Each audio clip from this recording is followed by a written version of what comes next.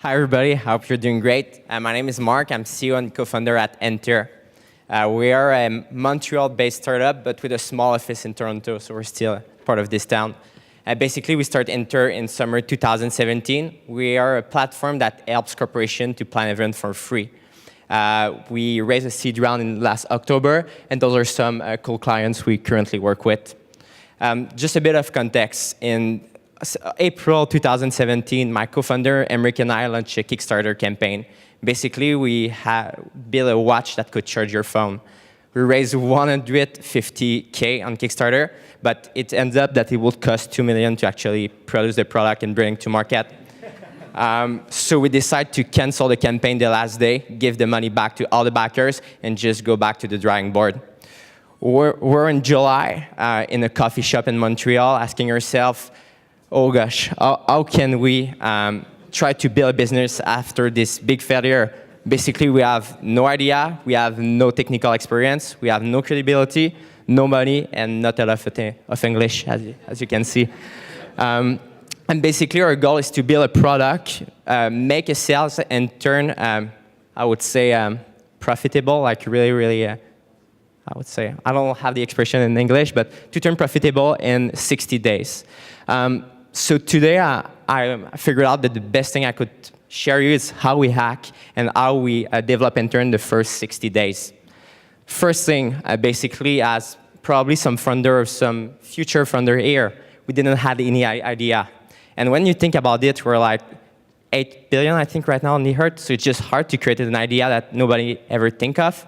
So instead of trying to create an idea, we try to find an idea. Basically, we look in Europe or Asia and try to find a concept we could replicate in Montreal. We found a really cool startup called Fly Spaces. And basically, we just replicate their concept in Montreal and try to tweak it a bit. It was the only thing we needed was something to execute on, and we know that we could learn from consumer, tweak the idea, and make something different.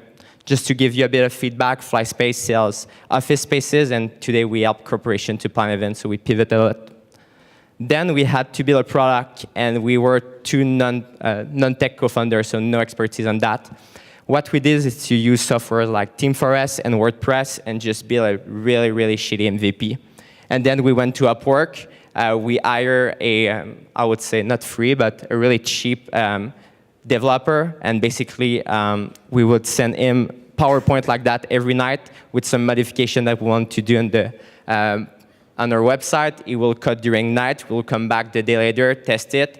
It costs us less than 3K to build our platform, and we make at least 1 million in sales with that platform. Then we had to build supply, but we had no credibility. From our experience, the hardest thing is actually to bring the first consumer and the first supplier on your platform. Why would someone create a listing on a shitty platform with, I would say, no listing there? I don't have any good insight on that one. What we did basically is to build an Excel with 1,000 different spaces in Montreal and run sequence, mixing email, calls, and going knocking at door. After 2 weeks, we had 50 listings, so it was enough to move to the next step. Now we have listing, we have supply, we need to bring consumer, but we have no money to run ads. So we use all tricks of Airbnb. Basically, we went on marketplace like Kijiji and Craigslist and just post there all day to drive traffic to our platform. We didn't receive that much good leads, but it was just enough to make our first few sales and turn profitable. Then the last thing we did in our first year, and we're still doing it today, is to hack the experience. In the first year, every people that will do a booking request on our platform will receive a call from either Emric or I. At first, it was just to improve the experience, but then for us, it was the best way to just learn from our consumers. So what supply we should have, which feature we should build, and which niche we should attack. And I think it's for this reason that we have been able to pivot a lot, and that still today 75% of our revenue come from repeat clients. Today, I'm really proud to say that Entr have succeeded its first 60 days. We're doubling in size every 3 months. We're expanding to the US, and hopefully we learn a bit of English. Thank you, guys.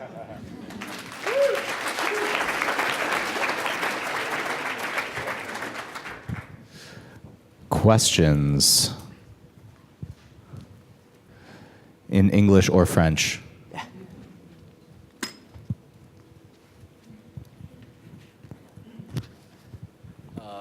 Quel âge avez-vous? I'm 23. Nice. What are like the obstacles of being younger versus like not having that experience, like when you were in school and stuff like that? I just think it's the best time because you have nothing to lose. Like my parents or a lot of people are telling me like go work for, I don't know, go work for a company and then you will start your business. But right now I have just nothing to lose. My cost of opportunities is just so low that I think it's the best time to start something. Cool, thanks.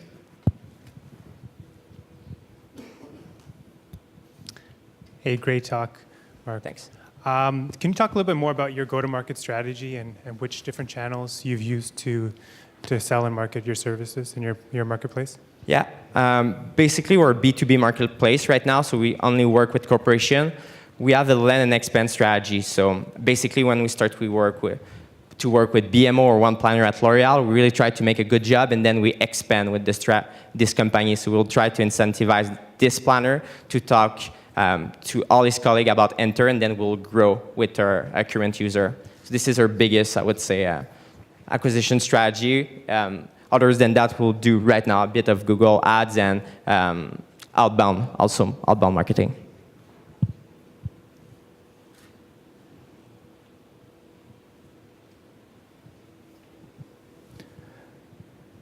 Do we have any other questions? Again, available in 2 languages.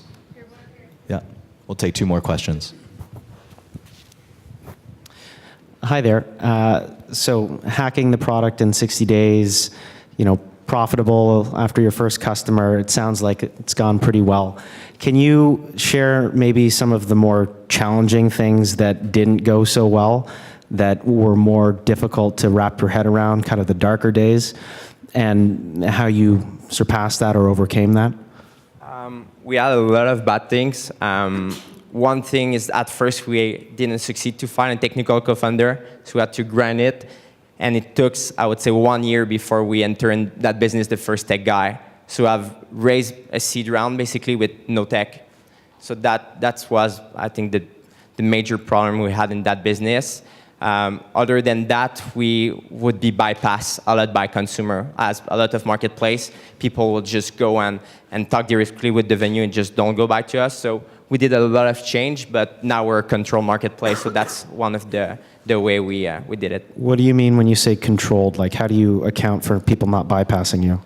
We work directly with corporations. So instead of just offering, let's say, a space and be like a Airbnb for event spaces, we basically have a corporation to create their event from A to Z. So we'll help them to find the catering, the equipment, the EV, everything they need, we'll find it for them. So just reduce the incentivize for them to bypass us. Okay, thank you. Last question.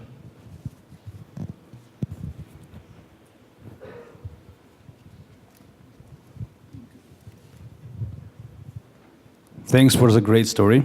It's really great. So from what I've seen at Crunchbase, you raised 1.1 at seed round? Yeah. And it was without MVP? Sorry? And your seed round, you raised without MVP? Or it was the first MVP? It was our first investment round. I'm not understand. Oh, did you have a website at that time? Yeah, we had a marketplace. Okay, thank you. It's just right now the tech we're building is how can we automate the process of creating an event. So everything we're building is that, but creating a marketplace as we did is pretty low tech, I would say. Okay, thank you. Thank you, Mark. Thanks.